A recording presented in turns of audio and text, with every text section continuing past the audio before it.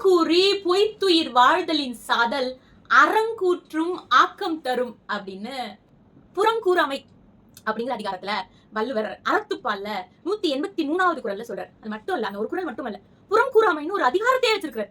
புறம் பேசாதீங்கடா, நீ புறம் பேசுற அப்படின்னா நீ அப்படி சம்பாதிச்சு வாழ்றதுக்கு பதிலா நீ என்ன பண்ணலாம், வறுமை நிலையில இருந்து சாவதே மேல் அப்படின்னு சொல்றாரு வள்ளுவர். ரொம்ப பாதிக்கப்பட்டிருப்பாரு போல, நம்மளை விட ரொம்ப பாதிக்கப்பட்டிருப்பாரு போல. வள்ளுவம் பேசும் அறங்கள்ல, பல்வேறு அறங்கள்ல இது ரொம்ப ரொம்ப முக்கியமான அறமாக எனக்கு தெரிகிறது. அறங்கூற்றும் ஆக்கம் தரும். நீ அறமோடு பேசினாதான், அறத்திற்கு நின்று பேசினாதான் அதுதான் ஆக்கம் தரும். புறம் பேசினா அது என்னத்துக்கு பயன் இல்லை, அது நீ செத்து போயிடலாம், அப்படி சம்பாதிச்சு நீ வாழணும்னு அவசியமே இல்ல, நீ செத்து போயிடலாம் அப்படின்னு சொல்றாரு. இப்படி எல்லா மதங்களும், மொழி மட்டுமல்ல, தமிழ் மட்டுமல்ல, இலக்கியம் மட்டுமல்ல, சங்க நூட்கள் மட்டுமல்ல அறம் பேசவில்லை, எல்லா மதங்களும் அறம் பேசுகிறது. அதுல காசிப் பண்றவங்களை பத்தி, இந்த மாதிரி புறம் கூறுபவர்களை பத்தி, இஸ்லாம் ஆகட்டும் கிறிஸ்தவம் ஆகட்டும், எல்லாமே புறம் கூறுபவர்களை பற்றி அவர்களுடைய வாழ்வு அப்படிங்கறது அவங்க வாழாமே இருக்கலாம் அப்படின்னு தான் சொல்லுது. உச்சபட்சமா நீ செத்தே போ அப்படின்னு திருக்குறள் சொல்லுது, வள்ளுவம் சொல்லுது. அப்படின்னாலும் நம்முடைய தியரிஸ் என்ன சொல்லுது காசிப் பத்தி அப்படின்னு சில விஷயங்கள் பார்ப்போமா. நிறைய தியரிஸ் பத்தி பேசிட்டு இருக்கோம். அந்த வகையில இன்னைக்கு ஒரு முக்கியமான புக், காசிப் பத்தின ஒரு முக்கியமான புக் பத்தி நம்ம இன்னைக்கு பேச போறோம். காசிப் பத்தி சொல்ற முக்கியமான புக் அப்படின்னு பாத்தீங்கன்னா ரெசிஸ்டிங் காசிப் அப்படின்ற புக்கை மேட் மிக்கல் அப்படின்றவரு எழுதிக்கிறார். அதுல ஒரு chapter the gallery of gossip அப்படின்னு.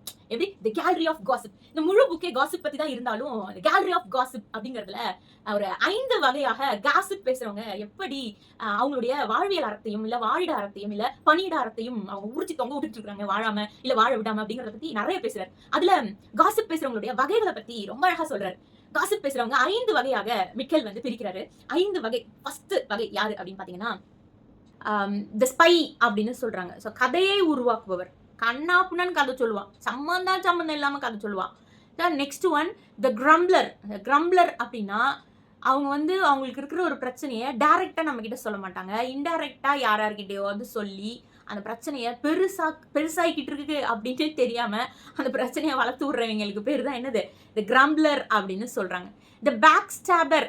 ஸோ பேக் ஸ்டாபர் உங்களுக்கு நல்லா தெரிஞ்சிருக்கும். அவங்களுக்கு வந்து பர்சனல் வெஞ்சன்ஸு, நிறைய நெகட்டிவிட்டி சம் பர்சன்ஸ் மேலே, இல்லை அவங்களுடைய க்ரோத் மேலே, இல்லை அவங்களுடைய ஆக்டிவிட்டிஸ் மேலே அவங்களுக்கு வந்து ரொம்ப ஜாஸ்தியாக இருக்கும். ஸோ அதை வந்து ரிவெஞ்ச் எடுக்கிறதுக்காக, அதை வந்து அந்த அந்த ஜெலஸை வெளிப்படுத்த தெரியாமல் நிறைய விஷயங்கள் நெகட்டிவாக பேசிக்கிட்டே இருப்பாங்க. ஸோ அவங்கள தான் வந்து பேக் ஸ்டாபர் அப்படின்னு சொல்லுவாங்க. அவங்க பின்னாடி பேசுகிறது தான் அவங்களுக்கு வேலையே. அண்ட் தென் சாம்லியான், உங்கள் எல்லாருக்கும் தெரிஞ்சிருக்கும். பச்சோந்தி, அவங்களுக்கு வந்து என்னன்னா அந்த பச்சோந்தி மாதிரி பிஹேவ் பண்ணுவாங்க. நம்ம கிட்ட நல்லா பேசுவாங்க, யார்கிட்ட வந்து தப்பா சொல்லக்கூடாது அவங்கள்ட்ட போய் தப்பா சொல்லிட்டு இருப்பாங்க.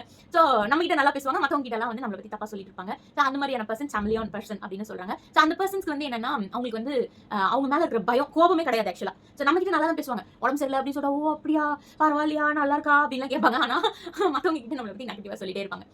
அவங்களுக்கு என்னன்னா அவங்களுக்கு நம்ம மேல கோபம் கிடையாது, பட் நம்மளை பார்த்து பயம். ஒரு இண்டிவிஜுவல் ஒரு அந்த பர்சனை பார்த்து பயம் இருக்குது அப்படின்னா அவங்க கிட்ட சாம்லியான் மாதிரி நடந்துப்பாங்க, பச்சோந்தி மாதிரி நடந்துக்கிற குணமுள்ளவர்களா இருப்பாங்க. அண்ட் தென் பாத்தீங்கன்னா த பிஸி பாடி. இந்த பர்சன் தான் இதுல உள்ள ஒட்டுமொத்த பிரச்சனைக்கும் முக்கிய தோட்ட காரணமா இருப்பாங்க. யாராவது ஒருத்தவங்களுக்கு அந்த டீம்ல சரியா வேலையே செய்ய மாட்டாங்க, அவங்களுடைய ரெஸ்பான்சிபிலிட்டிஸ் எல்லாம் தட்டி கழிச்சிட்டு தான் மட்டும் அப்படியே பிஸியா இருக்கிற மாதிரி காட்டிக்கிறதுக்காக மற்ற எல்லார பத்தியும் அவங்க செஞ்சாங்க நான் இதை பண்ணிட்டு அப்படி பண்ண அப்படின்னு சொல்லிட்டு மத்தவங்களை பத்தி நெகட்டிவான விஷயங்களை தொடர்ந்து தான் வேலையில வந்து யாராவது தான் வேலை செய்யலங்கிறது யாராவது கண்டுபிடிச்சிருவாங்களோ, இல்ல தான் வந்து இன்னெஃபிஷியன்ட் அப்படிங்கறத கண்டுபிடிச்சிருவாங்களோ அப்படின்ற மாதிரி தான் வேலையே தன்னம்பிக்கை இல்லாம பிறரை வந்து நெகட்டிவா சொல்றது இந்த பேக் ஸ்டாபரோட பிஸி பாடியினுடைய வேலை. அவங்க என்ன பண்ணுவாங்க, ஐடியலா தான் இருப்பாங்க, அவங்களுக்கு வேலையே இருக்காது, வேலை தான் வெட்டி வேலை பார்த்துட்டு இருப்பாங்க, வேலை செய்யற நம்மள தான் பின்னாடி பிடிச்சி இழுத்து வேலை செய்யாதுன்ற மாதிரி காசிப் ஸ்ப்ரெட் பண்ணி நம்மள சைக்காலஜிக்கலா அஃபெக்ட் பண்ணுவாங்க.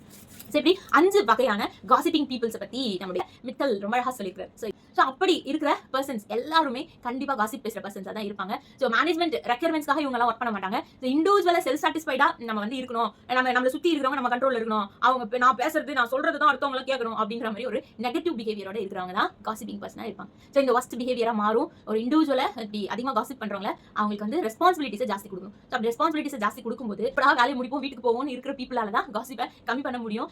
அப்ப பாத்தீங்க அப்படின்னா ஐடியல் பீப்புள்ஸ் தான் மேல தன் திறமை மேல நம்பிக்கை இல்லாம பிறரை பார்த்து பயம் கொள்ற பீப்புள்ஸ் தான் அதிகமாக காசிப் பண்றாங்க அப்படின்னு சைக்காலஜி சொல்லுது, சைக்காலஜி ரிசர்ச்சர்ஸ் சொல்றாங்க. So this is what about I need to share about gossip.